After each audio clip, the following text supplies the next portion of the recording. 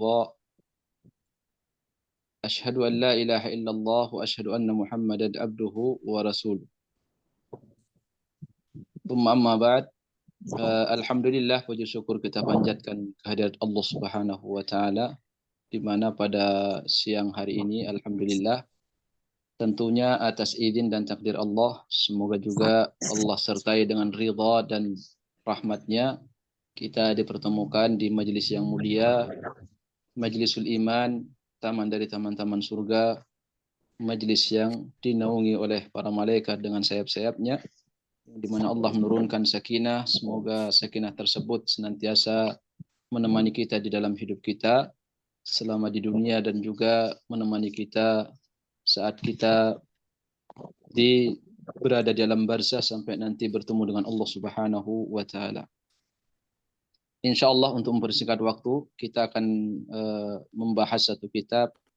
Alhamdulillah, ini kitab ini pilihan dari salah satu anggota peserta di sini yang mengusulkan kajian ini. Alhamdulillah, ada istilah di kalangan para ulama rahimahullah taala, husnul ikhtiar. Jadi pintar memilih kitab itu bagian daripada nikmat yang Allah berikan kepada seorang hamba. Jadi belajar kitab tidak sembarangan, tapi memilih kitab yang bermanfaat. Alhamdulillah, pilihan ini sangat tepat sekali, yaitu pilihan kitab Al-Ubudiyah. Ini kitab ini tentu lebih dominan pembahasannya, sekalipun secara globalnya adalah membahas tentang apa itu ibadah secara makna global atau makna yang menyeluruh, tapi dia lebih spesifik kepada pembahasan masalah amalan hati. Al-Imam Ibn Rajab Al-Hambali rahimahullah ta'ala menyebutkan di dalam kitab Fathul Bari Syarah Sahih Bukhari, beliau mengatakan, awwalu ma yunza minal ilmi nafi al-ilmu al-batin. Ilmu yang pertama kali akan dicabut oleh Allah dari ilmu yang bermanfaat, itu adalah ilmu yang terkait dengan amalan hati, atau ilmu yang terkait dengan bagaimana seorang hamba menata hati. Kenapa? Karena ruang lingkup amalan hati ini jauh lebih besar menjanjikan kesuksesan seorang hamba di dalam menata jiwanya daripada amalan zahir. Maka apa yang disampaikan oleh Ibnu Rajab Al-Hambali benar-benar itu nyata saat ini, di mana banyak kita dapatkan saat ini. Dengan mudah kita mengetahui ilmu agama ini, namun untuk merasakan sakinah, ketenangan itu kok kayak berlawanan ya. Jadi kayak tidak seiring atau tidak seirama dengan bertambahnya ilmu dengan ketenangan jiwa. Karena memang seperti itu yang disampaikan oleh beliau, bahwa ilmu yang pertama kali akan diangkat oleh Allah itu adalah ilmu terkait dengan masalah ilmu hati, yaitu ibadah-ibadah hati, tawakal, khasyah, dan seterusnya. Dan itu kita rasakan saat ini. Banyak orang lebih sibuk dengan amalan soleh zahir, sementara amalan hati dia abaikan. Dan ini juga perkataan Ibnu Rajab ini bukan semata-mata istimbat belaka yang tidak merujuk kepada dalil.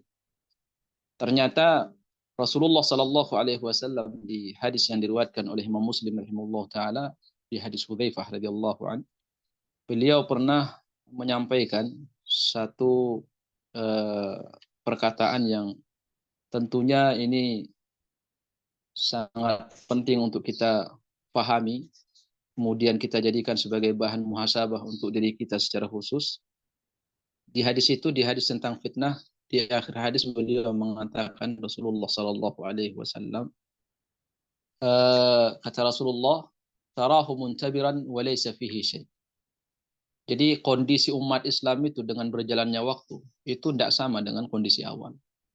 Dan itu akan dirasakan oleh orang yang hidup di zaman itu. Di mana Nabi SAW menyebutkan, tarahu muntabiran wa laysa fihi syai'. Nanti pada ada fase yang akan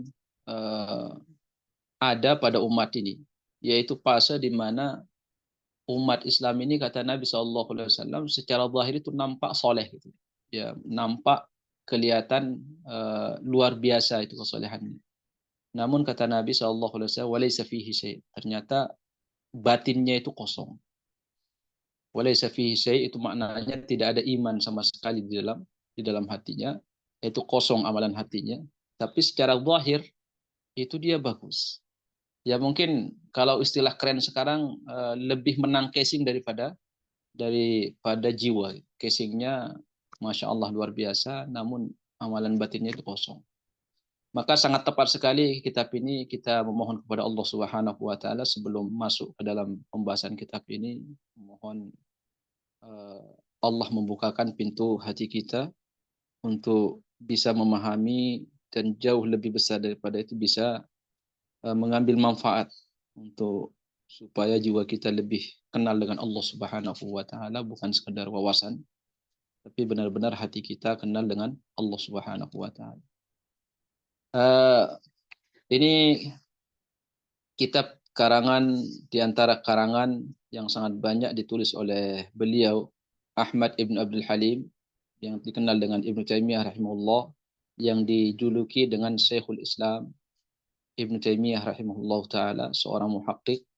Beliau salah satu atau satu-satunya ulama yang menjadi rujukan di dalam memahami akidah salaful ummah. Buku beliau menjadi rujukan yang terbesar dan terpercaya di abad-abad kekinian. Di antara karangan beliau yang masih bisa kita rasakan keluasan dan kedalaman ilmu beliau, itu adalah kitab Al-Ubudiyah yang akan kita bahas pada kesempatan kali ini. Saya akan menerjemahkan, dan mungkin kalaupun saya syarah, saya akan mensyarah atau menjelaskan sedikit, tidak terlalu panjang lebar, biar nanti nuansa ilmu yang dituangkan oleh Ibnu Taimiyah itu tidak berubah. Jadi nuansa penjelasan dari saya, jadi supaya kita benar-benar merasakan sebuah urutan yang bermata rantai ilmu yang akan disampaikan oleh Ibnu Taimiyah rahimahullah taala. Kitab ini beliau kasih judul dengan Al-Ubudiyah. Al-Ubudiyah itu kalau diterjemahkan ke dalam bahasa Indonesia itu maknanya penghambaan. Penghambaan. Jadi nanti ada makna ibadah, ada itu ubudiyah. Ibadah itu adalah wasilah sebenarnya. Ibadah itu wasilah untuk melahirkan ubudiyah itu. Jadi dia sebuah wasilah untuk mewujudkan sebuah ubudiyah khassah namanya. Itu penghambaan secara khusus. Ibadah itu adalah perintah sama larangan Allah Subhanahu wa taala, itu ibadah. Jadi apa yang diperintahkan oleh Allah dan apa yang dilarang, saat kita melaksanakan apa yang Allah perintahkan dan menjauhi apa yang Allah larang, maka saat itu kita mendapatkan namanya ibadah. Kita sedang melaksanakan sebuah ibadah. Nah, kemudian dengan ibadah ini, dengan kita selalu istiqamah menjalankan perintah Allah dan menjauhi larangan Allah, maka di antara puncak dan tujuan yang tertinggi itu diantaranya adalah al-ubudiyah. Apa itu al-ubudiyah? Al-ubudiyah itu adalah sebuah sifat yang lahir pada diri seorang hamba, di mana dia senantiasa tanpa kenal waktu itu merasa butuh pada Allah Subhanahu wa taala. Atau dengan istilah lain al-iftiqar, yaitu merasa butuh pada Allah Subhanahu wa taala. Itu makna ubudiyah. Jadi makna ubudiyah itu adalah lahirnya sebuah sifat yang mana sifat itu akan selalu memunculkan di dalam hati seorang hamba, dia selalu merasa butuh kepada Allah. Dan Allah Subhanahu wa taala itu memerintahkan kita untuk ada senantiasa perasaan fakir, yaitu butuh kepada Allah, bukan sekedar dalam kondisi di mana kita mendapatkan musibah atau mendapatkan masalah atau dalam kondisi-kondisi tertentu, tidak. Tapi dalam segala hal. Di dalam surah Al-Baqarah Allah Subhanahu wa taala berfirman, "Fa idza qadaytum manasikakum fadhkurullaha kadzikrikum aba'akum aw ashadda dzikra." Apabila kata Allah selesai kalian melaksanakan ibadah haji, maka hendaklah kalian senantiasa mengingat Allah seperti seorang anak yang seperti kalian selalu mengingat bapak-bapak kalian atau orang tua kalian. Ulama rahimahullah ta'ala mengatakan, menafsirkan bahwa seorang anak yang masih kecil, saat dia membutuhkan sesuatu, maka yang terlintas di benaknya pertama kali itu adalah orang tuanya. Saat dia sakit, maka orang tuanya lah yang terlintas di benak dia sebelum orang lain. Jadi fitrah seorang manusia, semuanya, kita semua tanpa terkecuali, itu saat masih kecil, itu yang fitrah kita akan menunjukkan bahwa hanya orang tua kita lah tempat harapan kita untuk bisa menyelesaikan semua keinginan kita. Nah, Allah Subhanahu wa taala menyebutkan, kita suruh mengingat Allah, suruh merasa butuh kepada Allah seperti butuhnya seorang anak kepada orang tuanya. Au asyadda dzikra. Bahkan Allah meminta kalau bisa kata lebih, ya. Perasaan seorang anak butuh kepada orang tuanya dan perasaan seorang hamba butuh kepada Rabb-nya itu harus melebihi daripada kebutuhan perasaan butuhnya seorang anak kepada orang tuanya. Dan memang ini harus dipelajari. Apa namanya al-ubudiyah, yaitu merasa butuh kepada Allah baik dalam keadaan kondisi kita lapang, bahagia atau berkecukupan atau semuanya sehat, lancar, ataupun dalam keadaan kita kena musibah, sempit, pahit, ya manis, harus ada senantiasa perasaan ubudiyah itu, yaitu merasa butuh kepada Allah Subhanahu wa taala bahkan dalam perkara sekecil apapun. Dan ini orang-orang saleh sebelum kita, kalau kita baca sejarah mereka, diantaranya diriwayatkan dalam satu riwayat Imam Ahmad rahimahullah, beliau itu ketika menjatuhkan timba ke dalam sumur, kemudian beliau angkat dan berisi air, itu beliau mengatakan selalu alhamdulillah. Orang-orang awam yang melihat Imam Ahmad rahimahullah taala itu melihat ini sesuatu yang aneh, sehingga dia bertanya, wahai Imam, kamu sekedar dapat air ya satu timba, itu kamu ucapkan alhamdulillah? Karena kalau kita ini kebiasaan apa sih, nikmat apa sekedar dapat air satu gayung misalkan kan. Kalau zaman dulu kan timba ya, masukkan ke dalam sumur. Nah itu Imam Ahmad langsung menjawab, karena ya ini mungkin semua orang awam seperti itu, dalam perkara-perkara yang remeh sulit dia untuk memunculkan rasa butuh kepada Allah. Apa kata Imam Ahmad rahimahullah? Kata Imam Ahmad rahimahullah taala, apakah kamu tidak ingat firman Allah Subhanahu wa taala di dalam surah Al-Mulk?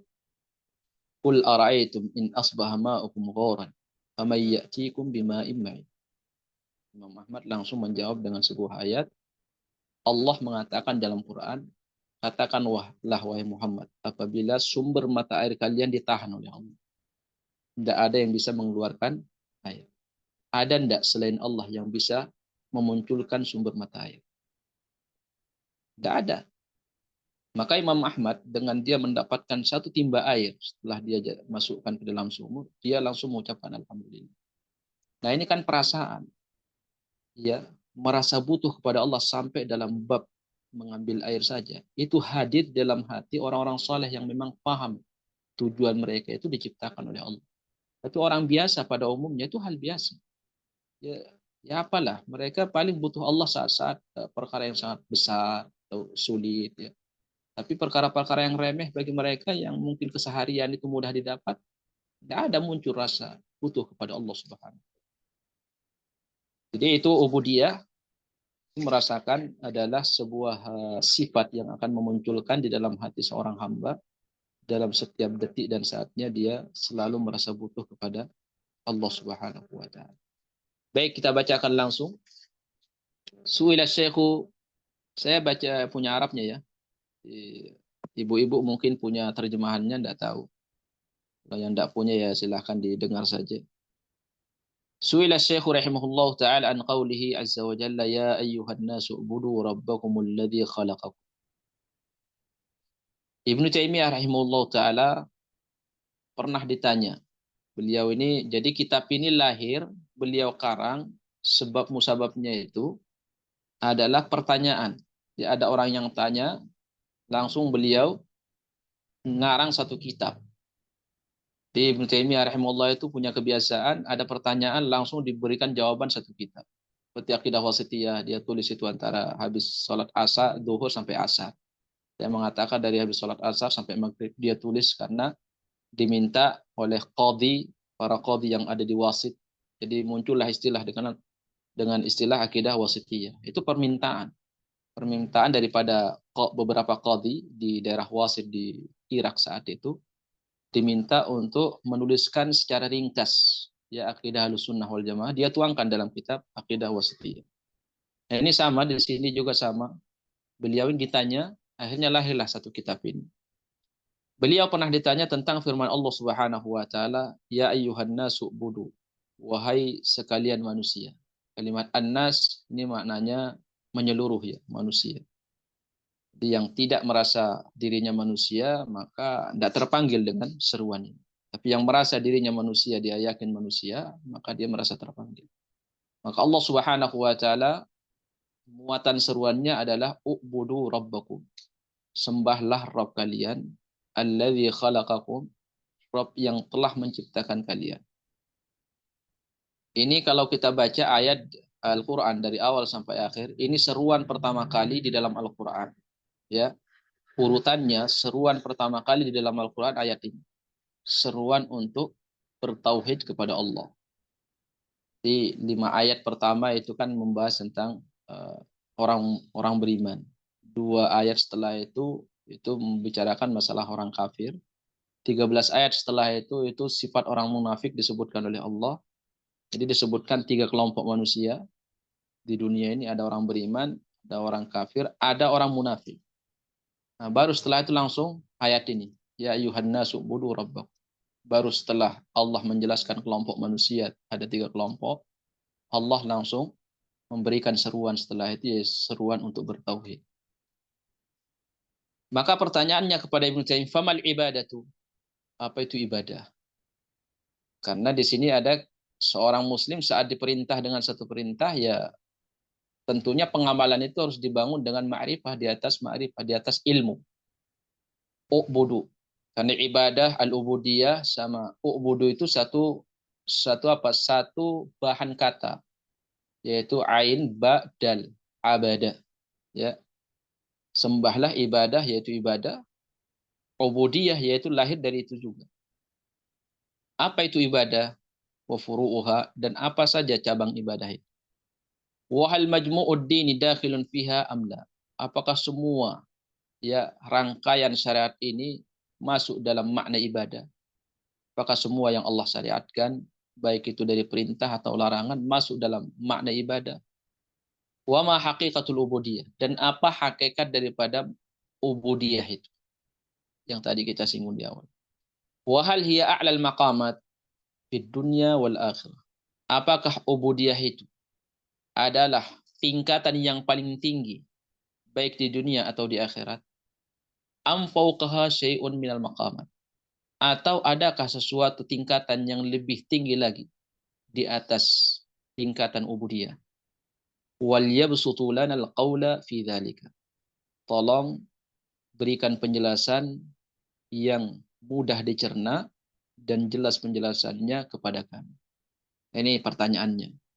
Ya, ibadah, cabang-cabangnya, apakah semua syariat Allah ini masuk dalam makna ibadah? Kemudian apa itu hakikat ubudiyah? Karena kita ini akan mengamalkan perintah Allah, u'budu. Ya, u'budu. Sebelum kita mengamalkan tentu ada tasawur dulu, ada bayangan, ada ilmu supaya tidak salah. Kemudian apakah ubudiyah tingkat yang paling tinggi atau ada yang lebih tinggi? Yang jelas ubudiyah itu tingkat yang paling tinggi. Karena Allah tidak pernah menyebutkan di dalam Al-Qur'an suatu kondisi yang mulia kecuali disematkan di situ kalimat abdun. Ya, abdun itu ya satu asal kata dengan ubudiyah itu. Jadi ada makna mengarah kepada ubudiyah. Dan nanti akan dijelaskan oleh beliau. Fa'ajaba rahimahullah ta'ala, maka beliau menjawab, alhamdulillahi rabbil alamin. Al-ibadatu, ibadah itu Ini ibadah ya. Ibadah hiya ismun jami'un li kulli ma yuhibbuhu Allah wa yardah. Jadi sebuah kata jami yang memuat atau menyeluruh yang mencakup li kulli ma yuhibbuhu Allah wa yardah. Terhadap semua yang dicintai oleh Allah dan diridhai. Di definisi ibadah. Ini kata ulama rahimahullah definisi yang paling tepat, yang paling singkat, paling padat maknanya dan paling jami. Karena ulama rahimahullah taala setiap kali mereka mendefinisikan sesuatu, maka mereka itu akan memilih kalimat yang paling singkat tapi maknanya menyeluruh. Ya, maknanya menyeluruh. Jadi ada dua rukun dalam definisi itu dalam semua disiplin ilmu. Ya, definisi itu harus mencakup dua rukun, dua rukun yang inti. Jadi definisi akan dianggap tidak sempurna apabila salah satunya tidak ada. Jadi kalau semuanya tercukupi, dua-duanya terwujud, maka definisi tersebut dianggap definisi yang sempurna. Yang pertama, dia harus al-jami' syamil. Jadi maknanya harus menyeluruh. Bisa mencakup seluruh yang bisa masuk ke dalam nama tersebut. Yang kedua, dia mani. Dan mani itu maknanya harus mengeluarkan sesuatu yang tidak masuk. Nah, contoh di sini beliau mengatakan, apa itu ibadah? Ibadah itu ismun jami, sebuah nama yang mencakup. Yang cakupannya luas. Di kulli. Nah, kemudian dikecualikan lagi. Karena li kulli ini semuanya. Nama yang mencakup semuanya. Semua ini masuk semuanya. Semua ucapan bisa dimasukkan dalam ibadah. Semua amalan hati dimasukkan dalam ibadah. Semua amalan zahir dimasukkan. Mau itu maksiat, mau itu ini. Pokoknya semua yang kita amalkan dengan amalan zahir, yang kita ucapkan dengan lisan kita bisa masuk semuanya. Namun setelah itu ada namanya mani, dikecualikan lagi. Ternyata kesemua itu, kalimat semua itu masih dikecualikan dengan kalimat setelahnya. Ini namanya mani. Kalau tadi jami, setelahnya ini mani. Jami, mani, menyeluruh dan ada pengecualian supaya tidak masuk sesuatu yang tidak diinginkan. Dari sesuatu itu ternyata dikecualikan ma yuhibbuhullahu wa yardah, yaitu apa sesuatu yang dicintai oleh Allah dan diridhai saja. Jadi kalimat kullun ini tadi itu ternyata dikecualikan. Ini namanya mani, ya, pengecualian. Minal aqwali wal a'malil batinati wal zahirati. Dari ucapan dan amalan batin. Dari ucapan dan amalan batin. Nah, di sini yang masyhur atau yang kita kenal bahwa amalan itu ada 3 bagian. Ada namanya amalan lisan, ada amalan zahir, ada amalan hati. Ya, amalan soleh itu tidak keluar dari 3 itu. Amalan hati, amalan lisan, amalan zahir. Maksiat juga sama. Maksiat itu juga maksiat dengan hati seperti dengki, ya, atau hasad. Kemudian eh, tidak ada rasa harap kepada Allah, itu maksiat. Kemudian eh, apa namanya? Meyakini selain Allah ada yang mengetahui hal yang gaib. Itu semua maksiat. Kemudian lisan, maksiat dengan lisan dan maksiat dengan amalan zahir. Semua ini akan dikumpulkan oleh Allah pada hari kiamat dan akan ditimbang. Wa hussila ma fis sudur. Amalan hati pun saat itu ditampakkan lagi, tidak lagi tersembunyi. Kebiasaan ulama salaf rahimahullah, baik itu dalam mendefinisikan iman atau amalan, maka mereka biasa hanya menyebutkan qaulun wa amal. Qaul wa amal. Qaul itu ucapan, amal itu ya amalan. Sementara tadi kita sebutkan ada 3. Nah, qaul itu kan jelas lisan. Amal itu masuk mana? Zahir apa batin? Apa hati maksudnya? Kok cuma 2 disebut oleh beliau? Maka sini perlu kita ketahui bahwa amal itu masuk di sini adalah amalan zahir sama amalan hati. Aqwal juga masuk di situ, qaulul lisan, ucapan lisan sama ucapan hati. Di ucapan hati itu kata ulama at-tasdiq, membenarkan sebuah berita atau ilmu yang merujuk kepada dalil, kemudian kita yakin maka namanya tasdiq, itu ucapan. Itu ucapan hati. Qaul. Lisan ada ucapan, hati juga ada ucapan. Amal itu amalan zahir. Masuk juga amalan lisan. Dan lisan juga dalam beberapa dalil disebutkan itu sebuah amalan. Kemudian hati juga punya amalan seperti tawakal, ya inabah, itu amalan hati. Al-batinati wa zahirati. Jadi padat, singkat, tapi maknanya luas. Ini apa? Kelebihan ulama-ulama salaf dari para sahabat tabi'in, tabi'ut tabi'in. Mereka itu sedikit ngomong, tapi maknanya padat dan luas. Karena memang Rasulullah itu diberi dengan jawami'ul kalim. Nabi itu bisa menyimpulkan makna yang luas dengan kalimat yang padat, singkat. Jawami'ul kalim namanya. Sehingga setelah masa kenabian berakhir, para sahabat itu mewariskan itu. Mewariskan eh, kelebihan yang Allah berikan kepada Nabi, yaitu mereka berbicara sedikit kalimatnya tapi maknanya luas. Beda dengan kita saat ini, banyak ngomong tapi manfaatnya sedikit. Ya, sama. Karangan kitab juga tebal-tebal tapi intinya sedikit. Nah, di sini Ibnu Taimiyah saat mendefinisikan singkat, tapi Masya Allah, ismun jami' likulli ma yuhibbuhullah wa yardahu minal aqwali wal a'malil batinati wal zahirati. Nah, setelah kita tahu bahwa ibadah itu adalah nama yang bisa mencakup segala sesuatu, yang sesuatu itu dikecualikan lagi dengan kalimat setelahnya, yaitu sesuatu yang dicintai dan diridhai oleh Allah. Baik itu ucapan atau amalan, batin atau zahir. Selesai definisi ibadah. Kemudian ada sebuah pertanyaan dari sini. Tugas kita selanjutnya itu apa? Setelah kita tahu, tentunya tugas kita selanjutnya setelah kita tahu itu definisi ibadah, apa saja yang dicintai oleh Allah dan apa saja yang diridhai. Alhamdulillah, salah satu rahmat Allah Subhanahu wa taala kepada kita, Allah tidak memberikan pilihan untuk memilih ibadah itu kepada selera kita sendiri, tidak. Andaikan Allah Subhanahu wa taala memberikan ya kepada ijtihad kita untuk beribadah, cari ibadah yang sebenarnya sesuai dengan apa yang kalian ketahui. Mungkin sulit kita untuk mengetahui amalan yang diridhai oleh Allah. Tapi Allah Subhanahu wa taala ngasih kepada kita, dikasih tahu kita oleh Allah. Ya dalam Al-Qur'an, juga di dalam hadis. Makanya agama kita ini kan disebut millah. Kalau antum pernah dengar, ada namanya millah. Millah itu kan bahasa Arab. Itu dari kalimat amla yumli. Amla yumli itu kalau terjemahannya mendikte.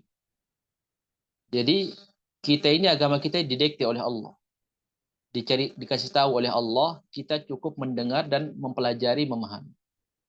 Jadi semua apa yang Allah cintai didikte kita. Ini dicintai oleh Allah, ini dicintai oleh Allah, dicintai oleh Allah. Kemudian segala sesuatu yang dimurkai oleh Allah juga didikte kita, dikasih tahu oleh Allah. Kita tinggal mengamalkan saja. Tinggal mengamalkan. Jadi tidak perlu mencari sendiri mana yang diridhai oleh Allah dan mana yang dicintai. Karena ini perkara yang gaib. Maka kembali kepada dalil Quran atau hadis Nabi dengan riwayat yang sahih. Nah, kemudian Allah Subhanahu wa taala setelah mendikte bukan sekedar perintah sama larangan, didikte sama Allah. Sampai langkah-langkah dan jurus-jurus setan ya beserta bala tentaranya saat ingin merusak kita itu didikte kita sama Allah. Ini langkah-langkah setan ingin membuat kamu rusak. Itu didikte sama Allah. Kalau kamu dapat bisikan ini, lakukan ini kata Allah. Itu didikte kita semua. Jadi ada serangan musuh, ada cara untuk menghindar. Semuanya sudah lengkap. Maka disebutlah millah kita dengan agama kita juga dengan millah. Ya millah Ibrahim. Itu karena kita didikte alhamdulillah. Nah, setelah beliau Ibnu Taimiyah rahimahullah taala memberikan definisi ibadah, maka beliau menyebutkan apa ibadah-ibadah atau perkara-perkara yang dicintai dan diridhai oleh Allah Subhanahu wa taala. Beliau sebutkan contoh-contoh. Yang pertama beliau menyebutkan amalan zahir seperti as-shalah ya.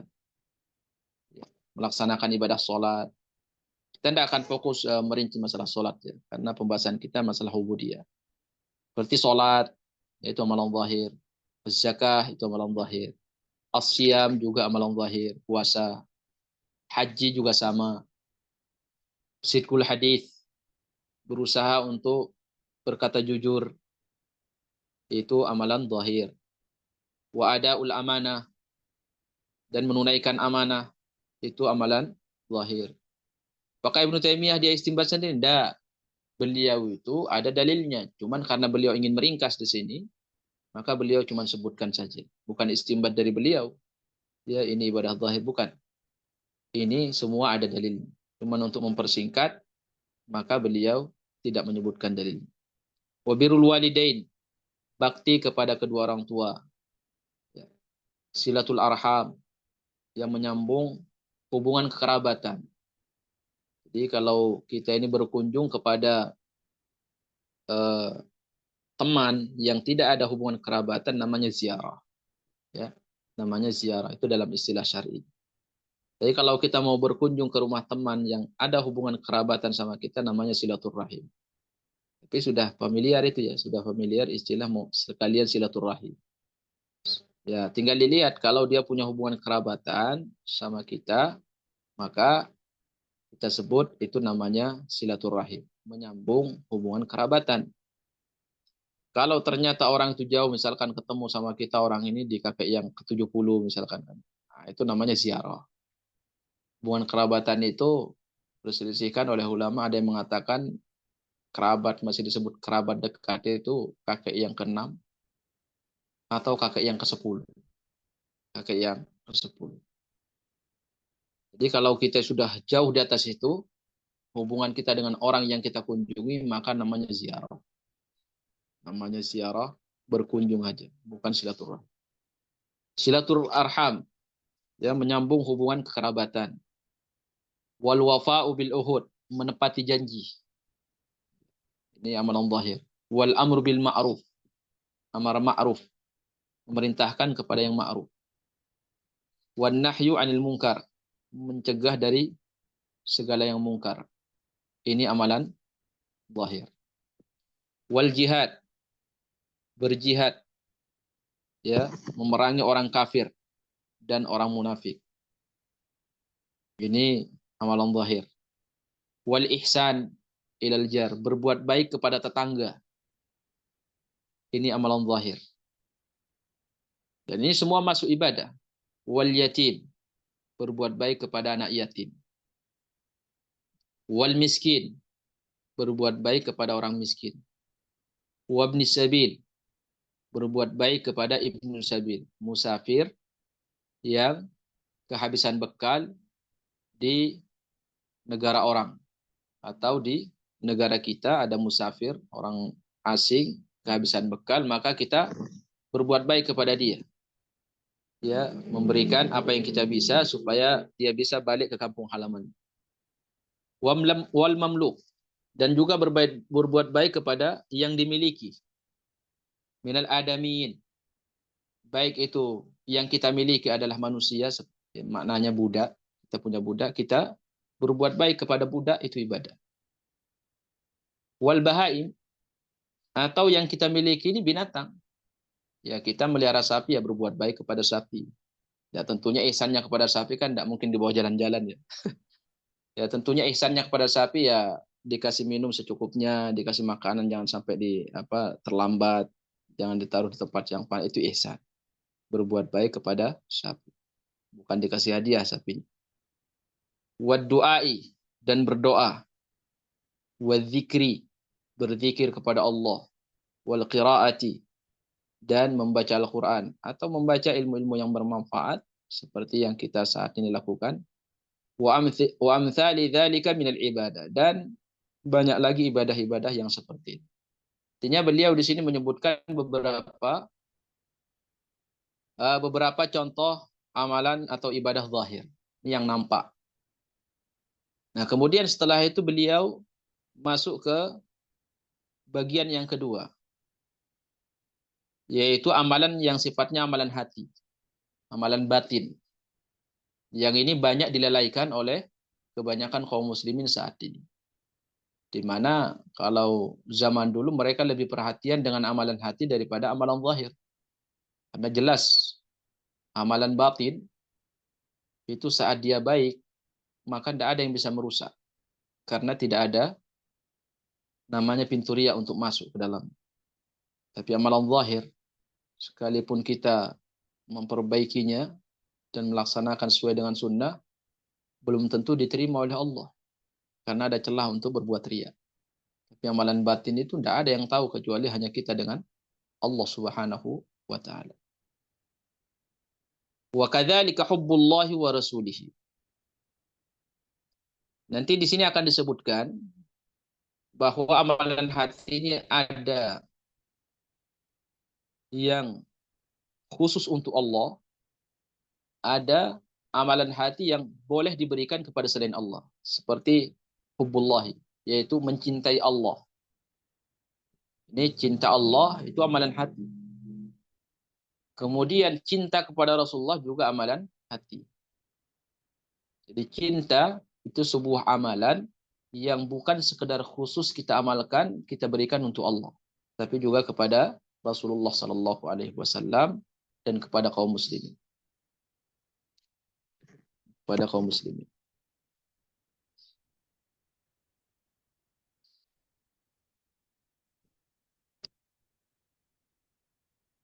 Kemudian wa khasyatullahi, takut kepada Allah Subhanahu wa taala.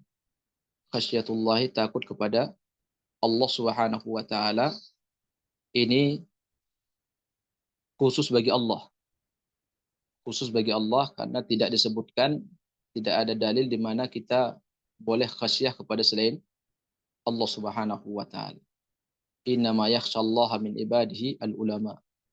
Karena khasyah ini dia itu lebih banyak lahir dari ilmu tentang Allah Subhanahu wa taala. Makanya disebut di dalam ayat itu disebut hanya orang alim yang akan bisa mendapatkan khasyah. Jadi takut kepada Allah Subhanahu wa taala karena didasari oleh ilmu tentang kemahabesaran Allah dan kemahagungan. Itu jauh lebih besar daripada khauf.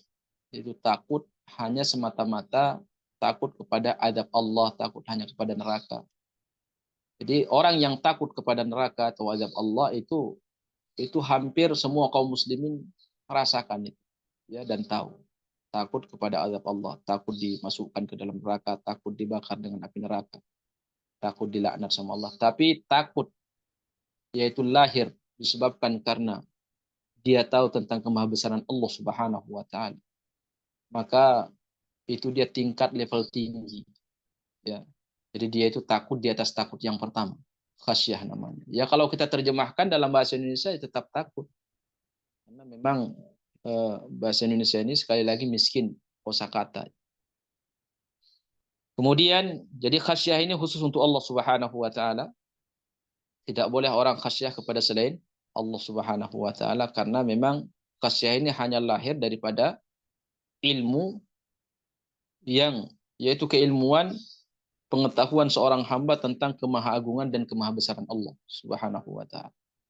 Makanya dia tidak bisa diberikan kepada selain Allah karena tidak ada yang besar, tidak ada yang agung selain Allah Subhanahu wa taala. Wal inabatu ilaih, dan bertaubat kepada Allah. Ini amalan hati. Inabah itu amalan hati. Jadi taubat, bertaubat itu hanya kepada Allah. Makanya tidak ada istilah taubat kepada nabi, taubat kepada malaikat, itu tidak ada. Kenapa? Karena ini mahdhah, murni ibadah hanya diberikan kepada Allah. Jadi inabah ini kalau kita berikan kepada selain Allah nanti jatuh kepada kesyirikan. Ya, jatuh kepada kesyirikan. Inabah ilaihi, bertobat, wa anibu ila rabbikum. Bertobatlah kalian kepada Rabb kalian. Bertobat itu kepada Allah Subhanahu wa taala. Tapi bertobat dari sesuatu yaitu bukan dari Allah, itu boleh bertobat dari perbuatan maksiat. Bertobat kepada itu hanya untuk Allah, tapi bertobat dari itu perbuatan dari perbuatan maksiat. Jadi jangan dibedakan antara bertobat kepada itu adalah ibadah untuk Allah. Tapi kalau bertobat berarti dari perbuatan, dari perbuatan. Wa ikhlasud dini lahu, memurnikan agama hanya untuk Allah. Ini ikhlas. Dia memurnikan agama ini hanya untuk Allah. Maknanya ibadah yang kita lakukan harus kita murnikan dari kesyirikan. Kemudian kita berusaha juga untuk memurnikannya dari kebid'ahan. Wassabru li hukmihi. Wassabru li hukmihi. Sabar dengan ketetapan Allah. Hukum Allah itu meliputi ya syariat Allah Subhanahu wa taala. Sabar kita dengan ketetapan Allah. Kita diperintahkan sholat 5 waktu, ya jangan jangan dikritik, jangan dikomentari. Sami'na wa ata'na. Sami'na wa ata'na saja. Tidak perlu kita banyak komentar. Kemudian kita diberikan oleh Allah Subhanahu wa taala ketentuan fisik ya seperti yang kita punya, ya udah sabar. Itu sudah hukum Allah Subhanahu wa taala, syar'i atau kauni. Wasyukru li ni'amihi. Wasyukru li ni'amihi. Syukur ini berarti yang dimaksud oleh Ibnu Taimiyah di sini syukur dengan hati, yaitu karena ada syukur dengan lisan, ada syukur dengan hati, ada syukur dengan amalan zahir. Syukur dengan lisan ya ucapan alhamdulillah. Ya. Kemudian syukur dengan amalan zahir yaitu memanfaatkan nikmat atau pemberian Allah itu pada hal yang diridhai oleh Allah. Itu namanya syukur dengan amalan zahir. Adapun syukur dengan hati, al-i'tiraf, mengakui bahwa pemberian itu, nikmat itu dari Allah Subhanahu wa taala. Nah, karena konteks beliau di sini Ibnu Taimiyah membahas tentang amalan hati, maka kemungkinan besar yang beliau maksud di sini adalah syukur dengan hati, yaitu mengakui bahwa tidak ada nikmat yang kita dapatkan di dunia ini kecuali murni pemberian dari Allah Subhanahu wa taala. Fabi ayyi ala'i rabbikuma tukadziban.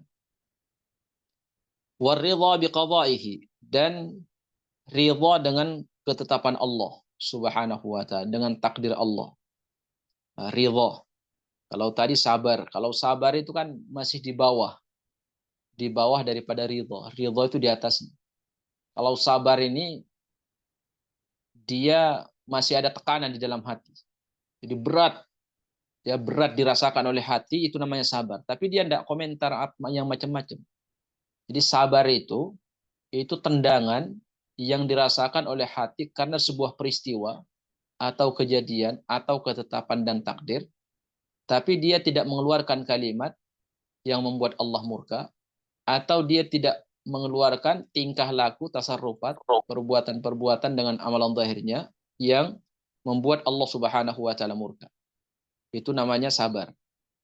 Kemudian ridha itu dia menerima ketetapan Allah dan hatinya ringan menerimanya. Itu namanya dia sudah sampai kepada level ridha. Jadi tenang, nyaman, ridha. Di hati saat itu mendapatkan ketenangan dengan ketetapan yang Allah berikan. Itu dia lagi beramal dengan amalan ridha. Tapi kalau hati itu berat menerima ketetapan tersebut, tapi tetap dia sabar menahan lisan dan amalan zahirnya, maka dia berada dalam tahapan sabar. Dan semua itu bisa kita dapatkan tentunya dengan kita belajar dan berusaha untuk mengamalkan. Wa tawakkulu alaihi, dan bertawakal hanya kepada Allah. Tawakal juga ini itu adalah mutlak milik Allah Subhanahu wa taala. Tidak boleh seorang bertawakal kepada makhluk, nanti dia jatuh ke dalam kesyirikan. War raja'u li rahmatihi, dan mengharap rahmat Allah. Juga ini sama. Mengharap rahmat itu hanya datang dari Allah Subhanahu wa taala. Tentunya rahmat secara khusus yaitu milik Allah Subhanahu wa taala, dan raja ini tidak boleh kita berikan kepada selain Allah. Karena mutlak murni milik Allah Subhanahu wa taala. Wal khaufu li'adzabihi, dan takut dengan azab Allah. Jadi kita mengingat neraka kemudian ada rasa takut, itu kita lagi ibadah. Kita lagi beribadah kepada Allah. Makanya Ibnu Taimiyah rahimahullah taala menyebutkan bahwa Amalan hati ini itu amalan yang paling afdol, ya, yang bisa diharapkan ganjarannya di sisi Allah Subhanahu wa taala. Karena dengan amalan hati ini kelihatan kita secara zahir santai, ya. Tapi amalan zahirnya, amalan batinnya terus jalan, terus jalan. Nah, ini bedanya orang yang punya ilmu, kita kalau belajar sama orang yang tidak belajar. Jadi kalau orang punya ilmu itu dia bisa beramal dengan batinnya, dengan hati. Jadi kalau orang yang eh, jarang belajar, yaitu dia modal dengkul. Ibarat orang kerja itu karyawan. Kalau karyawan itu kan modal dengkul, modal tenaga dia. Tapi kalau bos itu modal pemikiran, mikir dia. Kata ulama sama, beramal itu juga sama seperti itu. Kalau punya ilmu, maka beramal itu mikir, yaitu amalan yang mendatangkan pahala besar. Tapi kalau orang tidak punya ilmu, maka dia beramal hanya pakai otot. Dia beramal amalan zahir, ya sholat 5 waktu, tapi kualitasnya tidak ada. Itu hasilnya. Lebih banyak bekerja, tapi amal pahalanya sedikit. Nah, kita juga dalam beramal itu harus cerdas.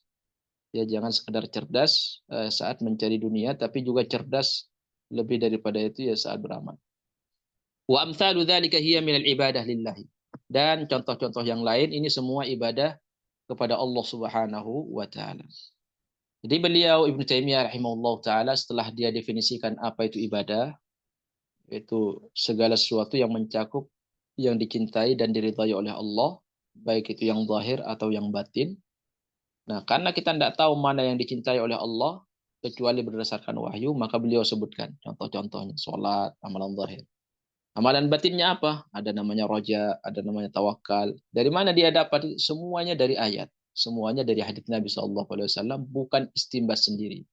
Karena amalan hati, apalagi amalan hati, itu amalan semuanya perkara yang gaib, ibadahin. Tidak ada yang tahu. Siapa yang tahu di antara kita bahwa amalan ini diridhai oleh Allah? Tidak ada yang tahu. Siapa yang tahu di antara kita ini dicintai oleh Allah? Tidak ada yang tahu. Semuanya harus berdasarkan wahyu. Oh, Allah mengabarkan ini saya cintai kata Allah, maka kita amalkan. Ini tidak dicintai, maka kita hindari.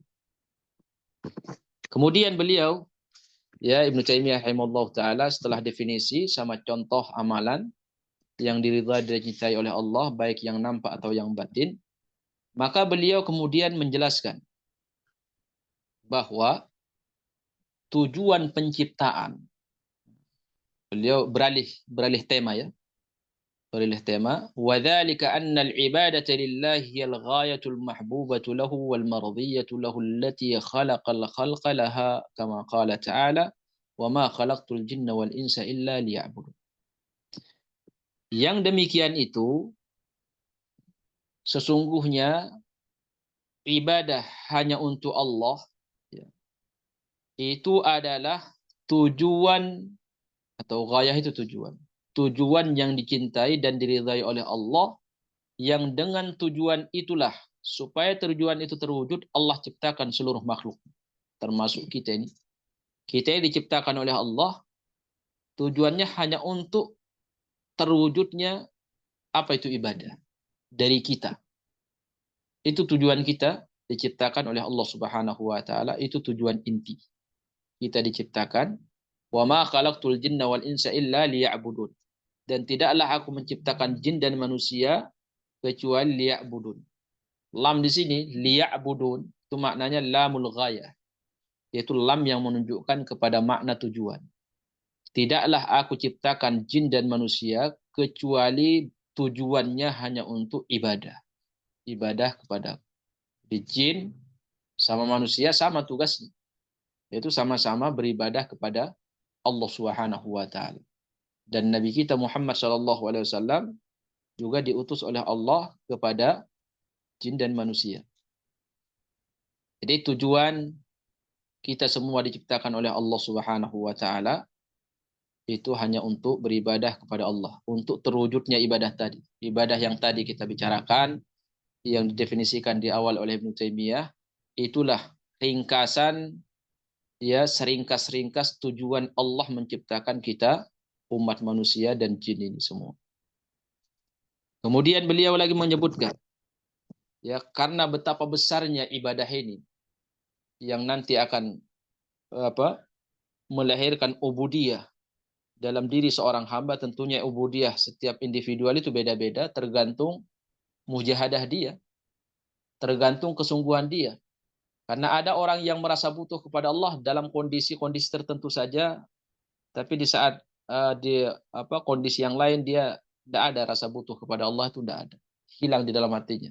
Tapi ada orang yang senantiasa merasa butuh kepada Allah, baik dalam keadaan suka, duka, bahagia, tenang, ya berkecukupan atau penuh dengan kekurangan, itu dia selalu merasa butuh kepada Allah Subhanahu wa taala. Itulah makna ubudiyah tadi, yaitu ubudiyah yang senantiasa menyertai seorang hamba dalam segala tingkah laku dan keadaannya, dalam keadaan apapun itu. Kemudian beliau lagi menjelaskan betapa besarnya Allah bertujuan terwujudnya sebuah ibadah. Allah Subhanahu wa taala bukan sekedar ngasih tahu kepada hambanya, kepada kita, ini sholat, silahkan sholat, ini yang saya cintai, ini yang saya ridhai, ya suruh puasa. Enggak cukup. Justru Allah Subhanahu wa taala juga melanjutkan, yaitu memberikan rahmat setelahnya, yaitu diutusnya para rasul. Diutusnya para rasul. Wa biha arsala jami'ar rusul. Dan untuk terwujudnya ibadah ini, selain kita sudah dikasih tahu oleh Allah mana ibadah yang diridhai oleh Allah, mana perkara yang dibenci oleh Allah, dikasih tahu semua. Itu tidak cukup sekedar dikasih tahu. Allah turunkan para rasul untuk menemani hamba Allah Subhanahu wa taala sesuai dengan zamannya. Allah turunkan seorang rasul. Tujuan utama seorang rasul ini diantaranya adalah untuk menjadi contoh. Atau kalau bahasa lebih mudah untuk difahaminya, rasul itu ditugas oleh Allah Subhanahu wa taala, diutus ke permukaan bumi untuk menjelaskan kepada kaumnya itu perintah dan larangan Allah, bukan sekedar dengan lisan, dengan bahasa lisannya, tapi dengan bahasa tubuhnya. Tapi dengan bahasa tubuhnya. Dan pengaruh bahasa tubuh ini luar biasa. Contohnya misalkan pada satu kejadian di zaman perjanjian Hudaybiyah, di zaman Rasulullah tahun ke-6 Hijriah, terjadi perjanjian Hudaybiyah namanya, di mana Nabi SAW dan para sahabat tidak boleh masuk Mekah, suruh pulang oleh bangsa Quraisy. Akhirnya Rasulullah menerima ya permintaan mereka. Rasulullah saat itu memerintahkan sahabat untuk potong rambut. Kata Nabi, kita tahallul, kita potong rambut, kita balik ke Madinah. Tidak jadi kita umroh tahun ini, tahun depan. Sahabat disuruh untuk potong rambut, untuk nyembelih hewan hadi mereka. Tidak ada yang mau. Padahal di situ ada Abu Bakar, ada Umar, ada pembesar sahabat. Tidak ada yang bergerak satu. Sampai Rasulullah itu menyampaikan 3 kali. Kata Nabi, potong rambut kalian, sembelih hewan hadi kalian, kita pulang balik ke Madinah. Itu tidak ada satupun sahabat yang bergegas melaksanakan perintah itu. Sampai 3 kali, karena Nabi biasa kalau sudah 3 kali sahabat tidak mau dengar, ya udah ditinggal sama Nabi. Nabi masuk ke tenda Ummu Salamah saat itu. Kemudian Ummu Salamah ini melihat raut wajah Nabi bahwa dia lagi marah. Akhirnya ditanya oleh Ummu Salamah radhiyallahu anha, apa yang membuat kau marah ya Rasulullah? Akhirnya diceritakan oleh Nabi. Ya bagaimana saya tidak marah, saya sudah 3 kali menyuruh para sahabat untuk potong rambut. Dan menyembelih hewan hadi mereka, kita pulang balik ke Madinah. Tahun depan baru kita umroh. Tapi tidak ada yang mau. Ummu Salamah ngasih usulan seperti ini. Ya Rasulullah, mau tidak kamu mereka melakukan apa yang kamu inginkan? Begini ya Rasulullah, kata Ummu Salamah, kamu keluar dari kemah ini, tidak usah ngomong. Kamu tidak usah perintahkan mereka lagi, tapi kamu lakukan, kamu potong rambut di depan mereka. Setelah itu kamu potong hewan hadi kamu.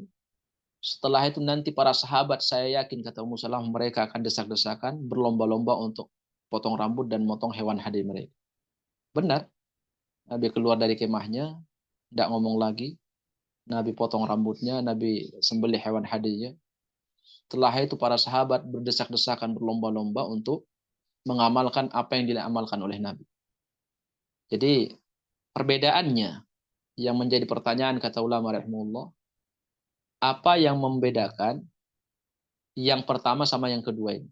Kenapa di awal para sahabat itu tidak ada yang mau melakukan, sementara yang memerintahkan ya orang yang sama, yaitu Rasulullah, dan orang yang diperintahkan juga orang yang sama, Abu Bakar, ada Umar, ada sahabat-sahabat lain. Tidak ada yang bergegas. Tapi yang kedua, itu yang melakukan Nabi, yang diperintahkan juga orang yang sama. Tapi responnya beda. Kata ulama, karena yang pertama itu pakai bahasa lisan, yang kedua pakai bahasa tubuh. Jadi Nabi SAW diutus oleh Allah, itu diantara tugas utamanya menjelaskan agama ini, baik itu larangan dan perintah Allah kepada umatnya, itu dengan bahasa tubuh. Bukan sekedar dengan bahasa lisannya, tapi dengan bahasa tubuh. Nabi kalau kita bicara masalah kefasihan di dalam berbicara, tidak ada yang lebih fasih dari Nabi. Tapi kefasihan Nabi itu apa? Juga tidak cukup untuk membuat para sahabat mengamalkan apa yang diperintahkan oleh Nabi tadi. Sehingga Rasulullah pakai bahasa tubuh. Nah, di sini beliau menyinggung Ibnu Taimiyah rahimahullah taala wa biha arsala jami'ar rusul. Dan untuk tujuan yang mulia ini Allah utus para rasul. Dibantu umat ini oleh Allah Subhanahu wa taala dengan diutusnya seorang rasul pada setiap kaum. Agar apa? Agar umat ini ketika melihat rasulnya melakukan, dia mudah untuk mengamalkan. Dan ada yang tidak dia pahami dari perintah dan larangan Allah, itu dia faham ketika seorang rasul itu menjelaskan dengan bahasa tubuh. Makanya ada istilah ulama rahimahullah taala, tidak semua yang kita dengar kita paham, dan tidak semua yang bisa kita baca itu kita paham. Ya. Ada sesuatu yang ada tulisan kita baca ayat tahu artinya, tapi tidak paham cara mengamalkan, tidak paham gitu. Bahkan banyak ayat yang kita lancar bacanya, tapi tidak paham apa maknanya. Maka perintah sama larangan juga sama. Terkadang kita tahu perintah Allah, tahu larangan Allah, tapi kita tidak mengetahui cara mengamalkannya. Maka diutuslah seorang rasul. Kama qala Nuhun liqaumihi. Rasul yang pertama adalah Nuh alaihi salam. U'budullaha ma lakum min ilahin ghair. U'budu ini satu asal kata dengan ubudiyah tadi. U'budu, ya. Coba seruan yang pertama apa? Sembahlah Allah. Kalimat sembahlah Allah itu maknanya kan sembahlah Allah agar nanti dengan menyembah Allah itu akan lahir makna ubudiyah. Kalian merasa butuh kepada Allah Subhanahu wa taala. Karena memang kita harus ada ubudiyah itu pada diri setiap muslim. Malakum min ilahin ghairuhu, tidak ada ilah yang berhak disembah selain dia. Wa kadzalika qala Hudun wa Salihun wa Syu'aibun wa ghairuhum liqaumihim. Dan ini diucapkan kalimat yang sama ini oleh Nabi Hud alaihi salam, oleh Nabi Salih alaihi salam, oleh Nabi Syu'aib alaihi salam, dan yang lainnya. U'budullaha ma lakum min ilahin ghairuhu. Jadi Ibnu Taimiyah itu fokus kepada kalimat ibadah itu tadi, ubudiyah ya. U'budu. Di situ beliau lebih fokus kepada itu, makanya pembahasannya ini adalah makna ubudiyah. Wa qala ta'ala wa laqad ba'atsna fi kulli ummatin rasulan an i'budullaha wajtanibut taghut. Dan sungguh telah kami utus pada setiap umat seorang rasul. An i'budullaha, tujuan kami mengutus rasul tersebut untuk menyerukan kepada kaumnya ubudullah. Ya, kembali kepada makna ubudiyah. Sembahlah Allah wajtanibut taghut, dan jauhilah. Kalimat menjauhi itu lebih sempurna maknanya daripada meninggalkan. Ya, atau jangan melakukan. Istanibu. Istanibu jauhi. Bukan sekedar tidak terjatuh ke dalam, tapi menjauhi. Kalimat menjauhi itu harus memasang jarak kita. Memasang jarak. Jadi jangan mendekat dengan perbuatan maksiat sekalipun tidak terjatuh ke dalamnya.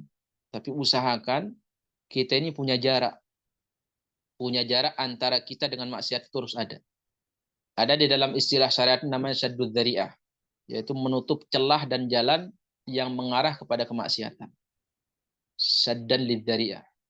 Jadi kita usahakan supaya kita terhindar dari maksiat itu, atau dari perkara yang dilarang oleh Allah, kita buat batasan jarak antara kita dengan yang haram. Makanya di dalam bab makanan, kalau ada yang subhat, kata Nabi apa? Tinggalkan. Supaya apa? Supaya ada jarak antara yang halal, antara kita yang halal dengan yang haram. Dengan yang haram itu ada. Jadi kata ulama rahimahullah ta'ala, siapa yang tidak meninggalkan yang subhat, maka dia akan terjatuh ke dalam yang haram. Tapi agar seseorang tidak terjatuh ke dalam yang haram, maka yang halal sebagiannya harus dia relakan untuk ditinggalkan. Dalam rangka apa? Dalam rangka untuk menaruh jarak. Jadi jarak antara kita dengan yang haram itu harus ada jarak. Nah jarak ini sebagiannya harus ada yang halal. Kita tinggalkan. Apabila itu dalam ranah yang subhat. Ya. Dan itu yang banyak diamalkan oleh ulama salaf di zaman dulu. Faminhum man hadallahu. Lalu ini kembali kepada takdir ya. Walaqad ba'atsna fi kulli ummatin rasulan an ibudullaha wa ijtanibut taghut. Dan sungguh telah kami utus. Jadi dari ayat ini kita tahu bahwa setiap umat punya rasul. Karena di sini Allah menegaskan dengan taukid namanya. Lam sama qad itu maknanya sungguh. Benar-benar sungguh telah kami utus. Kalau Allah sudah mengatakan benar-benar, maka tidak mungkin kita ragu. Ya, apalagi sampai ditakkid seperti itu. Tanpa ada penguat pun, kita yakin sebagai orang beriman, wa man asdaqu minallahi haditha. Tidak ada orang yang paling jujur daripada Allah Subhanahu wa taala. Dengan diutusnya seorang rasul, kembali kepada faminhum man hadallahu. Ada orang yang dikasih hidayah oleh Allah, wa minhum man haqqat alaihi dhalalah. Ini yang kita juga khawatir. A'adanallahu wa iyyakum. Ada sebagian orang yang memang ditakdirkan Allah untuk apa? Untuk sesat. Untuk sesat. Jadi dari sini, dari subhanallah Ibnu Taimiyah rahimahullah ta'ala, sampai pilihan ayat pun itu luar biasa. Dia coba, beliau itu kan memilih ayat ini. Itu tidak sembarangan milih ayat semau dia, tapi dia itu ada urutan sebenarnya. Di antara sirnya atau rahasianya di sini. Apa seperti yang di awal kita sebut husnul ikhtiyar. Ya, pintar memilih sesuatu itu kan bagian daripada kesuksesan. Beliau memilih ayat di sini. Ayat ini yang di akhirnya faminhum man hadallahu wa minhum man haqqat alaihi dhalal. Setelah diutus para rasul kepada setiap umat, ada yang dikasih hidayah oleh Allah dan ada yang memang ditetapkan takdirnya untuk sesat. Jadi kalau sudah disesatkan oleh Allah, tidak ada yang bisa ngasih hidayah. Apa pembahasan kita ini? Ini tentang ubudiyah. Tentang ubudiyah. Ubudiyah itu apa? Bahwa kita ini tidak punya daya, tidak punya upaya. Segala hidup kita ini bergantung kepada Allah. Kita ini butuh kepada Allah. Ya ayyuhan nasu antumul fuqara'u ilallah. Wahai sekalian manusia, kalian itu butuh kepada Allah, kata Allah. Wallahu wal ghani. Allah itu maha kaya, tidak butuh sama kalian. Coba kalau kita berbicara masalah hidayah ini. Siapa di antara kita yang sanggup mengasih hidayah kepada dirinya? Tidak ada. Siapa yang bisa menyelamatkan dia dari kesalahan? Tidak ada. Ibnu Taimiyah rahimahullah ta'ala kembali memadukan makna apa? Makna al-faqru, al-iftiqar, yaitu merasa butuh kepada Allah Subhanahu wa ta'ala. Walaqad ba'atsna fi kulli ummatin rasulan an i'budullaha wa ijtanibut taghut faminhum man hadallahu wa minhum man haqqat alaihi dhalalah. Ada yang dikasih hidayah oleh Allah dan ada juga yang ditakdirkan sesat. Semoga Allah Subhanahu wa taala menakdirkan kita dengan takdir yang baik. Allahumma amin. Ini waktunya habis, Abu Arkan ya. Gimana ini? Nah, Ustaz. Kita lanjut. Saya kembalikan ke antum semua. Tanya jawab kali ya. Bagaimana? Jangan-jangan ini pendengarnya tidur kayaknya nih kan. Di rumah masing-masing tidak ketahuan. Tidak Ustadz, insya Allah didengar. Insya Allah tidak Ustadz. Iya Ustadz, berbaik Ambil sangka. ngopi. Iya, berbaik sangka betul. Iya Sambil Ustadz. ngopi enak. Itulah enaknya Iya. kalau online kayak gini di rumah kita kan enak sambil ngopi tidak kelihatan, sambil tidur tidak kelihatan, sambil ngantuk tidak kelihatan. Jadi, semuanya kembali kepada diri masing-masing. Alhamdulillah dimudahkan jalan menuntut ilmu. Gimana ibu-ibu mau dilanjut atau apa ini saya tidak tahu. Tolong berikan jawaban. Ibu-ibu bagaimana? Mau ada yang sudah merasa ada mau bertanya atau kita lanjut? Kayaknya lagi seru ini Lagi seru. penjelasan. Kayaknya Ya. lanjut deh Ustadz. Lanjut Bu Mat. Nah, ya baik tuh lanjut katanya begitu Oh, Ustadz. baik. Ya. Kita nanti 2:30 ya selesai ya. Ustadz. Al-muslimuna ala syurutin. Orang muslim itu sesuai dengan syarat yang disepakati. Boleh apa kurang dikit, lebih dikit tidak ada masalah. Yang dikit-dikit itu dimaafkan. Dalam ilmu fikih juga dimaafkan. Ya, tidak jelas dikit, goror-goror dikit dimaafin. Tapi kalau gorornya banyak tidak dimaafin. Karena pas persis itu tidak ada. Ya. Baik, kita lanjut ya supaya kita bersambung ininya. Bersambung rangkaian-rangkaian tahapan-tahapan yang ingin dimasukkan oleh Ibnu Taimiyah ke dalam hati kita. Jadi setelah beliau menyampaikan apa itu definisi ibadah, kemudian beliau menjelaskan di situ di antara makna ibadah itu harus sesuatu yang dicintai dan diridhai oleh Allah. Karena ini perkara yang gaib, maka beliau berikan contoh-contohnya. Kemudian tujuan Allah menciptakan kita ini, tujuan besarnya adalah mewujudkan ibadah tersebut. Dan Allah tidak cukup hanya ngasih tahu ibadah yang dicintai oleh Allah, tapi Allah utus pada setiap kaum seorang rasul untuk membantu. Ya, coba bayangkan. Jadi Allah ini sudah memberikan hujahnya kepada kita. Makanya hari kiamat itu tidak ada lagi alasan seseorang mengatakan saya terjatuh ke dalam kesyirikan karena tidak tahu, saya sibuk, saya ini tidak ada waktu untuk ini. Itu tidak ada. Jadi semua sudah ditutup oleh Allah pintunya untuk diterima uzurnya pada hari kiamat. Jadi dijelaskan oleh Allah, kemudian diutus seorang rasul. Kemudian Allah Subhanahu wa beliau juga membawakan ayat wa qala ta'ala wa ma arsalna min qablika min rasulin illa nuhi ilaihi annahu la ilaha illa ana fa'budun. Dan tidaklah kami utus rasul sebelum kamu. Dan tidaklah ada orang yang kami utus sebelum wahai Muhammad melainkan seorang rasul. Dan tidaklah kami utus seorang rasul sebelum kamu Muhammad illa nuhi ilaihi kecuali kami wahyukan kepada dia. Apa isi wahyunya? Annahu la ilaha illa ana fa'budun. Bahwa sungguhnya tidak ada ilah yang berhak disembah kecuali saya. Maka sembahlah saya. Kata Allah. Ini beliau masih membahas betapa sayangnya Allah Subhanahu wa taala kepada hambanya diutus seorang rasul. Sampai Rasulullah sallallahu alaihi wasallam itu tujuan dia diutus oleh Allah itu sama dengan dengan nabi-nabi sebelumnya, dan tidak ada satu nabi pun, satu rasul yang berkhianat dengan tugas mereka. Dan ini dikabarkan oleh Allah, wa ma arsalna min qablika min rasulin illa nuhi ilaihi annahu la ilaha illa ana fa'budu. Jadi rasul sebelum kamu juga sama wahai Muhammad. Dan Nabi juga menegaskan di dalam hadis yang diriwayatkan oleh Imam Muslim, ma min nabiyyin ba'athahu Allah qabli illa kana haqqan alaihi an yadulla ummatahu ala khairi ma ya'lamuhu lahum wa yunzirahum syarra ma ya'lamuhu lahum. Kata Nabi, tidaklah ada seorang rasul yang diutus oleh Allah sebelum saya kecuali berkewajiban bagi dia untuk menyampaikan, subhanallah. Ya, ini amanahnya para rasul, untuk menyampaikan kepada umatnya segala perbuatan dan amalan yang dicintai oleh Allah dan akan membuat mereka masuk surga.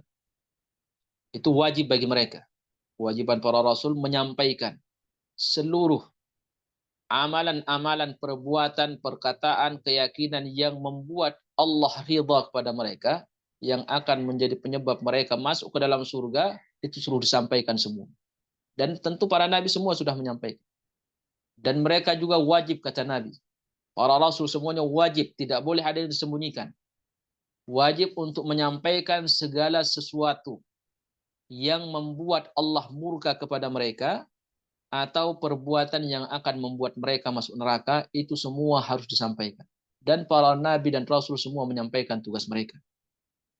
Nah, sekarang kita ini berada di fase di mana tidak ada nabi. Ya, yang bertugas ini melanjutkan mereka adalah para ulama. Dan para ulama ini ada yang shadiq, ada yang fajir, kadzib. Ada ulama yang jujur, ada yang dusta. Banyak yang disembunyikan. Nah, ini yang repot. Ya, karena tidak ada yang dijamin karena manusia biasa. Maka jangan terlalu mengandalkan para ulama atau para dai. Artinya kita belajar sama mereka, tapi kemudian jangan ditelan mentah, tapi saring. Seperti apa yang kita bahas saat ini. Ya, kita saring, apa yang saya sampaikan disaring. Belajar sama ulama itu tidak dilarang. Belajar sama siapa saja tidak dilarang. Tapi yang dilarang itu adalah menerima semuanya. Apa yang kita dengar. Sebagaimana Imam Malik mengatakan, kullun yuqbal wa yuraddu illa sahibu hadzal qabr wa asyara ila qabrin Nabi sallallahu alaihi wasallam. Setiap orang itu bisa ditolak perkataannya, bisa diterima perkataannya, dan juga bisa ditolak kecuali Nabi sallallahu alaihi wasallam. Kemudian ditegaskan lagi oleh Allah Subhanahu wa taala betapa pentingnya tujuan Allah menciptakan manusia ini. Wa inna hadhihi ummatukum ummatan wahidatan wa ana rabbukum fattaqun. Sesungguhnya umat kalian ini umat yang satu. Maksudnya apa? Allah mengabarkan kepada Nabi kita, wahai Muhammad, ya, kamu saya utus dengan Nabi sebelum kamu itu sama. Tujuan saya menciptakan umat kamu dengan umat sebelum kamu itu sama. Ya, mulai dari umat Nabi Nuh sampai umat Nabi Muhammad, tujuan sama. Apa itu? Wa ana rabbukum fattaqun. Saya Rabb kalian. Fattaqun. Maka bertakwalah kalian kepada saya. Apa maknanya? Ibnu Taimiyah rahimahullah taala ingin menjelaskan bahwa nabi-nabi sebelum Nabi Muhammad sallallahu alaihi wasallam itu tugas utamanya sama. Ditugas oleh Allah, diutus oleh Allah untuk mewujudkan itu tadi. Ibadah yang nanti akan melahirkan sifat ubudiyah pada setiap jiwa seorang hamba. Kama qala fi ayatin ukhra, sebagaimana Allah Subhanahu wa taala berfirman di ayat yang lain, ya ayyuhar rusul kulu minat thayyibati wa'malu shalihan inni bima ta'maluna alim. Wahai semua rasul, makanlah dari at-thayyibat, yang halal-halal yang baik-baik, wa'malu shalihan, dan amalkanlah amalan yang saleh. Inni bima ta'maluna alim. Sesungguhnya aku itu mengetahui apa yang kalian amalkan. Ayyuhar rusul, ini semua rasul masuk. Wa ya ayyuhar rusul. Sama semuanya masuk. Kulu minat thayyibat. Rahasianya di antara sirnya di sini, kata ulama rahimahullah, Allah memerintahkan para rasul semua, dan juga tentunya orang beriman, sebagaimana di ayat yang lain, itu tujuannya apa?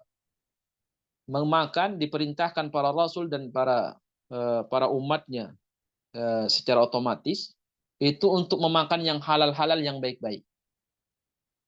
Baru setelah suruh beramal. Apa kata ulama rahimahullah ta'ala hubungannya ini?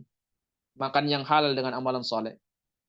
Di antara hubungannya adalah bahwa makanan yang halal itu akan membantu seseorang untuk beramal soleh.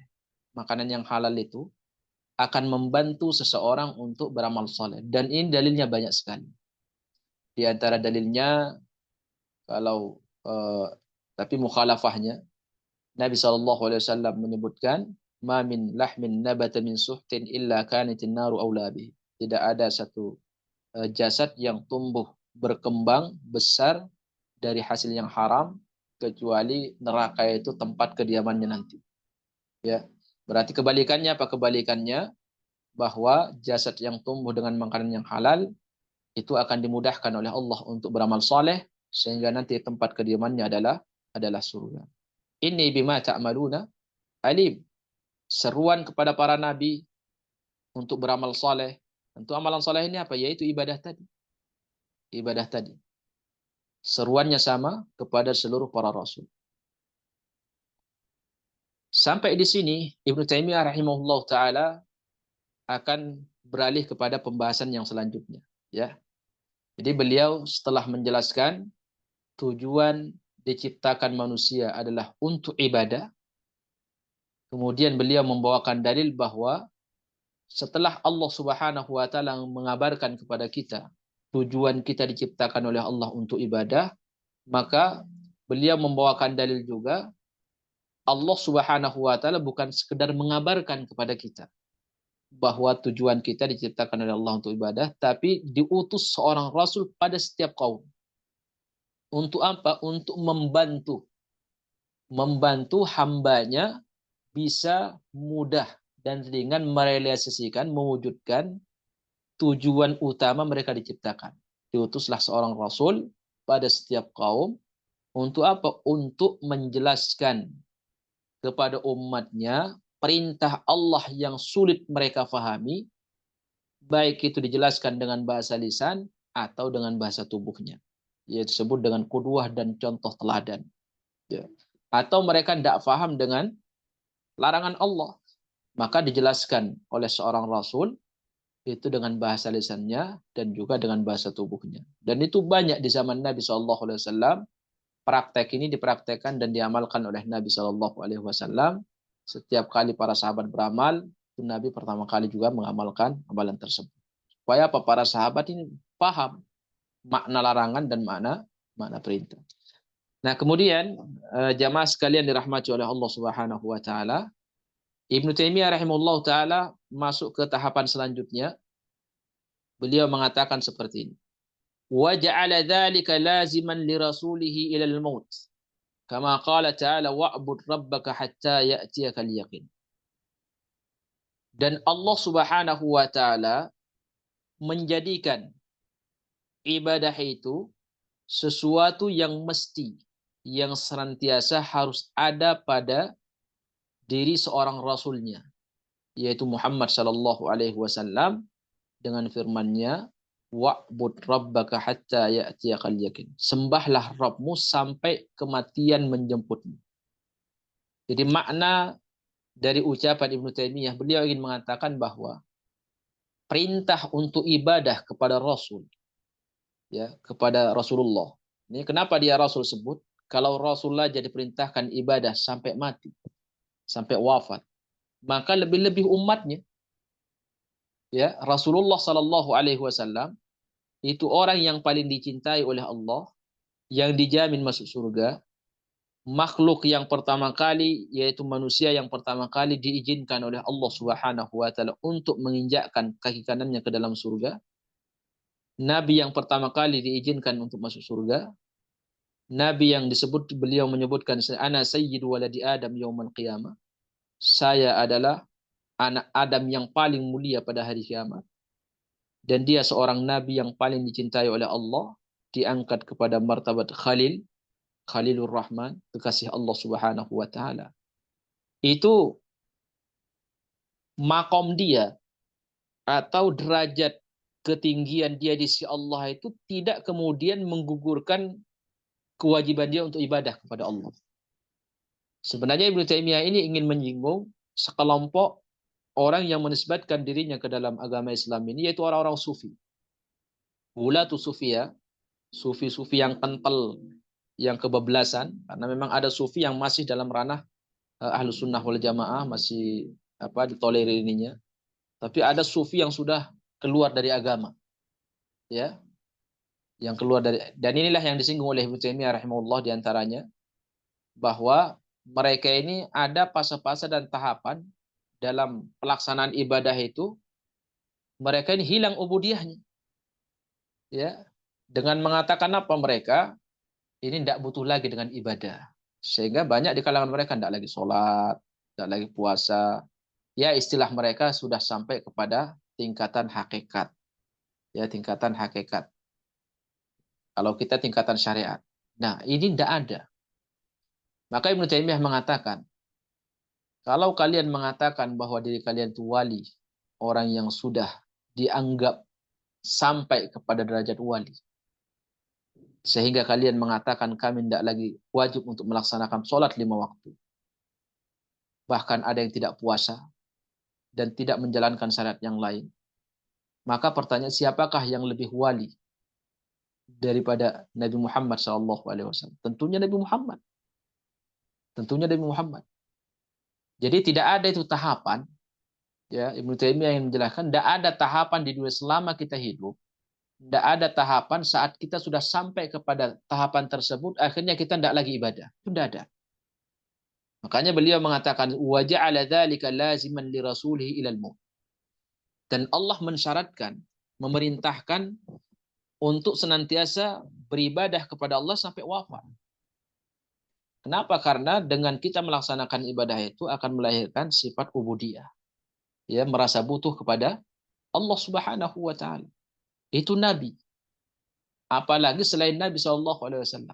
Maka dari sini jelas ya kesesatan sekelompok orang yang mengaku umat Muhammad ketika merasakan dan mengatakan mereka bahwa sudah sampai kepada wali wilayah atau wali Allah menurut mereka, maka mereka tidak lagi wajib melaksanakan sholat 5 waktu.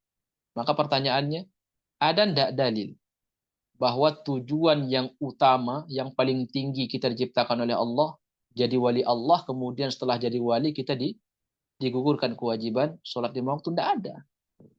Itu laziman di rasulihi ilal maut. Perintah itu aja harus dilaksanakan oleh Nabi tanpa putus. Sampai kapan? Sampai wafat. Kalau sudah wafat, berakhir tugas kita. Berakhir tugas kita untuk melaksanakan ibadah kepada Allah Subhanahu wa taala. Nah, itu firman Allah, wa'bud rabbaka hatta ya'tiyakal yakin, dan sembahlah Rabbmu sampai kamu dijemput oleh kematian. Jadi jangan sampai ada di kalangan kita setelah merasa dirinya orang hebat kemudian merasa tidak butuh lagi dengan ibadah. Wal iyadzu billah. Nabi orang yang paling mulia tetap membutuhkan ibadah. Jadi Allah Subhanahu wa taala ingin mengajarkan kepada kita, memberikan ilmu kepada kita bahwa kebutuhan kita kepada ibadah ini ilmu, bukan kepada batasan tertentu ya. Tidak ada batasan tertentu yang ketika kita sudah sampai pada akhirnya kita kemudian tidak kena kewajiban beribadah. Wa bidzalika wasafa malaikatahu wa anbiya'uhu. Kemudian Ibnu Taimiyah lagi menyebutkan, dan dengan ibadah itu juga Allah mensifati para malaikat dan para nabinya. Subhanallah. Malaikat aja yang diberikan oleh Allah kemuliaan yang luar biasa, itu tidak berhenti beribadah. Jadi kemuliaan yang tertinggi pada seorang hamba itu ketika ubudiyahnya itu senantiasa besar, senantiasa tinggi di dalam jiwanya. Tentunya ubudiyah itu akan lahir dengan apa? Ibadah, karena memang satu kalimat. Ibadah sama ubudiyah. Ibadah itu adalah perbuatannya, ubudiyah itu adalah buah daripada ibadah yang dilaksanakan oleh seorang hamba yang melahirkan sifat iftiqar, yaitu merasa butuh kepada Allah Subhanahu wa taala. Ulama-ulama dulu itu yang kuat-kuat ibadah itu senantiasa ada perasaan merasa butuh kepada Allah Subhanahu wa taala. Para nabi setelah mereka mendapatkan wahyu dari Allah Subhanahu wa taala, apakah mereka mengatakan kami tidak wajib beribadah? Tidak. Justru mereka tambah merasakan bahwa betapa butuhnya mereka kepada Allah Subhanahu wa taala, kepada ibadah kepada Allah. Walahu man fis samawati wal ardi wa man indahu.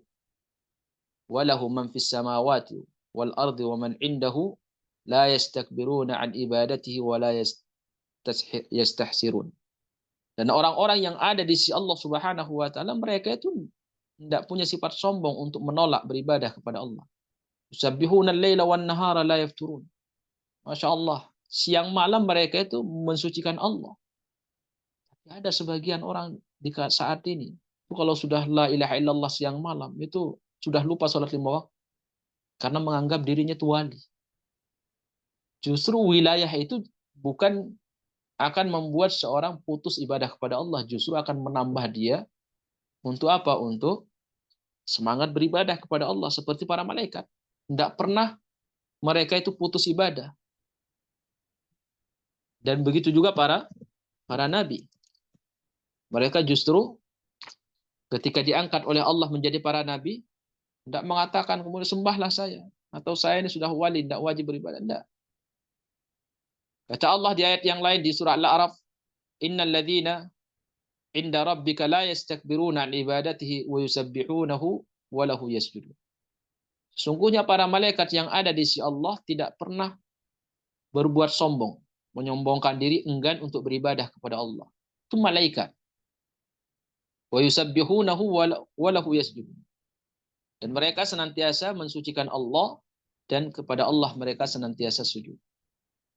Dijelaskan di dalam Sunan At-Tirmidzi rahimahullah taala, Nabi SAW menyebutkan di dalam hadis tersebut, sanadnya hasan, kata Rasulullah, ma min mawdhi'in fis sama'i arba wasabi illa wa fihi malakun sajidun wa raki'un. Kata Nabi SAW, attatis sama'u wa hukka laha an ta'id. Ma min mawdhi' arba'i asabi illa wa fihi malakun sajidun wa raki'un wa qa'imun. Ini langit ini, kata Nabi SAW, sudah mengeluarkan suara hampir roboh. Dan memang layak langit itu untuk roboh, kata Nabi SAW. Kenapa? Saking banyaknya malaikat. 7 tingkatan itu semua padat dengan malaikat. Langit pertama, langit kedua, sampai langit ketujuh full dengan para malaikat. Kata Nabi, tidak ada tempat yang kosong 4 jari kecuali di situ ada malaikat. Ada yang berdiri sampai hari kiamat, ada yang rukuk sampai terus, ada yang sujud. Itu ibadah mereka kepada Allah. La yafturun. Tidak merasa bosan. Justru mereka itu bangga dengan mereka terus ibadah kepada Allah, mereka itu sebuah kebanggaan. Maka sebuah kebanggaan bagi seorang hamba ketika dia terus semangat beribadah kepada Allah, level apapun yang sudah dia capai. Bukan kemudian dengan level tertentu akhirnya tidak ibadah. Apa kebanggaan yang bisa dicapai? Nah, nanti beliau Ibnu Taimiyah rahimahullah akan membawakan lagi ayat-ayat yang insya Allah akan menambah kita lebih paham dengan makna ibadah itu. Bagaimana seorang hamba itu harus tafakhur, membanggakan diri saat dia senantiasa beribadah kepada Allah tiada henti. Ya, bukan justru menghentikan ibadah saat mencapai tahapan-tahapan tertentu. Barakallahu fikum. Mungkin kita cukupkan dulu sampai di sini ya pada pembahasan firman Allah Subhanahu wa taala yang dibawakan surah Ghafir ayat 60 ya. Wa dzammal mustakbirin anha biqaulihi. Insyaallah kita lanjut pada pertemuan selanjutnya. Baik ibu-ibu yang dirahmati oleh Allah Subhanahu wa taala, saya kira ibu-ibu juga sudah capek duduk. Ya, sama-sama capek insyaallah. Semoga semua capeknya diberkahi oleh Allah Subhanahu wa taala. Kita ini lagi berniaga ya, berjualan bersama Allah, menjual waktu dengan sesuatu yang mahal. Kullun nasi yaqdu fabayun nafsi famutiqwa aw mubiquha. Baik, kapan kita lanjut ini? Bulan depan ya. Berarti minggu keberapa ini? Kok bulan depan Ustadz? Setiap pekan Ustadz.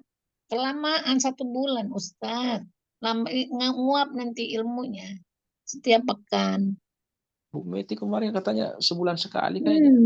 Enggak Ustadz, sepekan sekali. Ustadz baca lagi deh WA saya. Coba Bu Meti lihat, mungkin salah tulis apa saya yang salah baca. Oh ya baiklah, nanti kita bisa ini ya. Ustadz, baik. Ya, insya Allah nanti kita lanjut ininya di WA saja. Baik, ada pertanyaan ibu-ibu? Sudah waktu maksudnya asar di Balikpapan Ustadz. Baiklah, ya nanti pada pertemuan selanjutnya entah bulan depan atau minggu depan nanti kembalikan ke Ibu Meti sebagai apa ini? Ya sebagai ketuanya lah insya Allah. Ya ketua, betul sebagai Ketua ketuanya. kelas Ustadz. Allah, ketua kelasnya iya. Insya Allah. Barakallahu fikum. Baik, kita tutup saja ya. Karena juga terlalu banyak bertanya, kalau pertanyaannya belum siap dipaksa-paksa kurang berkah. Ya. Sambil dicerna apa yang disampaikan tadi. Kalau nanti ada sesuatu yang tidak paham atau mengganjal pada pertemuan datang, insyaallah kita bahas. Barakallahu fikum. Wa nakhtatim bi du'ai kafaratul majlis. Subhanakallahumma wa bihamdika asyhadu an la ilaha illa anta astaghfiruka wa atubu ilaik. Aqulu ma tasma'un. Assalamualaikum warahmatullahi wabarakatuh. Waalaikumsalam warahmatullahi wabarakatuh. Jazakallahu khairan. Barakallahu fiik Wa'iyyakum Ustaz jazakumullah atas ilmu yang kalian sampaikan. Allahumma amin. Barakallahu fikum. Assalamualaikum. Saya izin keluar. Iya.